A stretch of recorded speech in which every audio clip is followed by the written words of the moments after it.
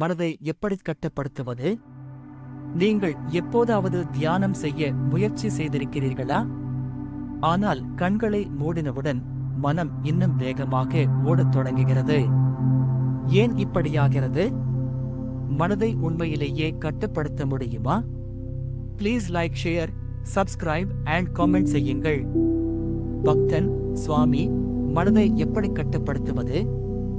மகரிஷி: மனம் என்று நீங்கள் என்னை குறிப்பிடுகிறீர்கள். பக்தன்: நான் இறைவனை நினைக்க அமரும்போது எண்ணங்கள் பிற பொருள்களுக்கு சென்று விடுகின்றன. அந்த எண்ணங்களை கட்டுப்படுத்த விரும்புகிறேன். மகரிஷி: பகவத்கீதையில் சொல்லப்பட்டுள்ளது, மனதின் இயல்பு அலைந்து திரிவதுதான். ஒருவன் அடிக்கடி எண்ணங்களை இறைவனிடமே திருப்பிக் கொண்டே வர வேண்டும். நீண்ட கால பயிற்சியால் மனம் கட்டுப்பட்டதாகவும் நிலைத்ததாகவும் ஆகும். மனம் அலைபாய்வது எண்ணங்களாக சிதறி வெளியேறும் ஆற்றலால் உண்டாகும் பலவீனம். மனதை ஒரு எண்ணத்தில் நிலைக்கச் செய்தால் அந்த ஆற்றல் காத்துக் கொள்ளப்படுகிறது. அப்போது மனம் வலிமையானதாகிறது. பக்தன்: மனத்தின் வலிமை என்று சொல்லப்படுவது என்ன? மகரிஷி: ஒரே எண்ணத்தில் கவனம் செலுத்தி திசை தெரியாமல் நிலைத்திருப்பதற்கான திறமையே மனத்தின் வலிமை. பக்தன்: அது எப்படி சாத்தியம்? மகரிஷி: பயிற்சியால்தான். பக்தன் இறைவனை நினைக்கிறான். ஞான மார்க்கத்தவன் ஆத்மாவை ஆராய்கிறான். இருவருக்கும் பயிற்சி சமமான சிரமமானதே. பக்தன் எவ்வளவு பயிற்சி செய்தாலும் மனம் எளிதில் தப்பிச் செல்கிறது. அது தெரிந்து கொள்ளும் முன்னரே ஏமாற்றிவிடுகிறது. மகரிஷி: ஆம். ஆரம்பத்தில் மனம் நீண்ட இடைவெளிக்கு பிறகே ஆராய்ச்சிக்கு திரும்பும். தொடர்ந்து பயிற்சி செய்தால் குறுகிய இடைவெளிக்கு பிறகு திரும்பும். இறுதியில் அது ஒருபோதும் தப்பிச் செல்லாது. அப்போதுதான் சத்வ குணம் வெளிப்படும். சத்வ மனம் எண்ணங்களின்றி அமைதியாக இருக்கும். ரஜோ குண மனம் எண்ணங்களால் நிரம்பியிருக்கும். சத்வ மனமே உயிரின் ஓட்டமாக கரைகிறது. பக்தன்: மனதை எண்ணங்களுக்கு செல்லாமல் தடுக்க முடியுமா? மகரிஷி: முடியும். அந்த ஓட்டம் ஏற்கனவே உண்டே. பக்தன்: அப்படியானால் மனதை அங்கே நிலைநிறுத்தலாமா? எப்படி? மகரிஷி: மனம் திசை தெரிந்தவுடன் உடனே கேளுங்கள், இந்த எண்ணங்கள் யாருக்கு வருகிறது? பக்தன்: எவ்வளவு நேரம் மனம் அங்கே நிலைக்க முடியும்? மகரிஷி: பயிற்சி செய்யும் அளவுக்கு அவ்வளவு நீளும். பக்தன்: பிறகு என்ன ஆகும்? மகரிஷி: அது வழக்கமான நிலைக்கு திரும்பிவிடும். இதையே வெளியேறும் மனம் என்று சொல்வார்கள். ஹிருதயத்தில் ஓயும் மனம் உள்ளேறும் மனம். பக்தன்: இது எல்லாம் அறிவால் மட்டும் புரியக்கூடியதா? இல்லை, உணர்வாக வெளிப்படுமா? மகரிஷி: உணர்வாகவே வெளிப்படும். பக்தன்: மனம் ஹிருதயத்தில் நிலை கொண்டால் எண்ணங்கள் எப்படி தணிகின்றன?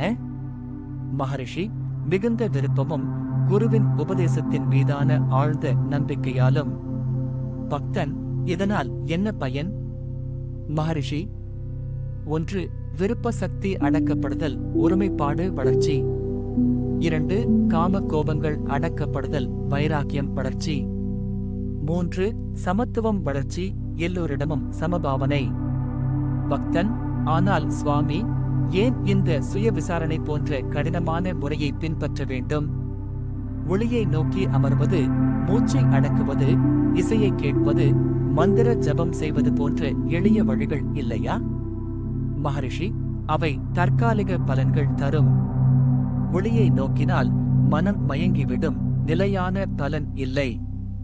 மூச்சை அடக்கினால் மனம் சில நேரம் நின்றாலும் மீண்டும் கிளம்பிவிடும். சத்தம் கேட்பதும் அதே மாதிரி. ஆனால் புனிதமான மந்திரம் என்றால் அது மனதை சுத்திகரித்து மேலே இழுக்கக்கூடும். பக்தன்: சிந்தனை கட்டுப்பாடு, மூச்சு கட்டுப்பாடு இரண்டுக்கும் சம்பந்தம் என்ன? மகரிஷி: இரண்டும் ஒரே உயிரின் வெளிப்பாடுகள். ஒன்று அடக்கப்படும் போது மற்றொன்றும் இயல்பாக அடங்கும். உதாரணமாக, வாழ வேண்டும் என்ற மன உறுதி இருந்தால் உடல் உயிர் நீடிக்கும். அது குறைந்துவிட்டால் மரணம் விரைவாகிவிடும். ஆகையால் சிந்தனையும் மூச்சும் பரஸ்பரம் தொடர்புடையவை. பக்தன்: கவனம் செலுத்தவும் சிதறலை களைவதற்கும் உதவி செய்யும் வழிகள் உள்ளதா? மகரிஷி, உடல் எரிச்சலை ஏற்படுத்தும் உணவுகளை தவிர்க்க வேண்டும். மிளகாய், அதிக உப்பு, வெங்காயம், மது, போதைப் பொருட்கள் போன்றவை. தூக்கத்தையும் சோம்பலையும் தூண்டும் உணவுகளை தவிர்க்க வேண்டும். மனதில் ஒரே விஷயத்தில் முழு ஆர்வத்துடன் கவனம் செலுத்த வேண்டும். இறைவன் அல்லது மந்திரம் ஏற்றது. இது வைராக்கியத்தையும் தியானத்தையும் வளர்க்கும். பக்தன், ஆனால் சில சிதறல்கள் பெருமிச்சுவடுகள், வாசனைகள் காரணமாக வரும். அவற்றை எப்படி களையலாம்? மகரிஷி, முடியும். பலர் செய்து காட்டியுள்ளனர். நீங்கள் நம்பினால் முடியும். வாசனைகள் அழியக்கூடும். மனம் வாசனையற்ற சுத்த ஆத்மாவில் நிலை கொள்ளும் போது அவை கரைகின்றன. பக்தன், இந்த பயிற்சி எவ்வளவு காலம் தொடர வேண்டும்? மகரிஷி, மோட்சம் நிலையானது ஆகும் வரை. ஒவ்வொரு சிதறலையும் வென்றவுடன் அடுத்தது வெல்லப்படும். படிப்படியாக எல்லாமும் அழைக்கப்படும். அது ஒரு கோட்டையை உடைக்கும் போர் போல வெளியே வரும் படையினரை ஒருவருக்கொருவர் அடக்கும் விதம். பக்தன், இந்த பாதையின் இறுதி இலக்கு என்ன? மகரிஷி, உண்மையை உணர்வதே. அதாவது ஆத்மா அறிதல். முடிவு, அப்படியே மனம் ஓடியே ஓடிக்கொண்டிருக்கும் ஒரு பகைவர் அல்ல, அது திசை தவறிய ஒரு குழந்தை மாதிரி. அதை மெதுவாக, மென்மையாக மீண்டும் வீடு நோக்கி அழைத்துச் செல்வதே தியானம். அந்த வீடு ஆத்மா. அந்த ஆத்மா ஏற்கனவே நமக்குள் இருக்கிறது. மீண்டும் சந்திப்போம். இணைந்திருங்கள். Please like, share, subscribe and comment செய்யுங்கள். நன்றி, வணக்கம்.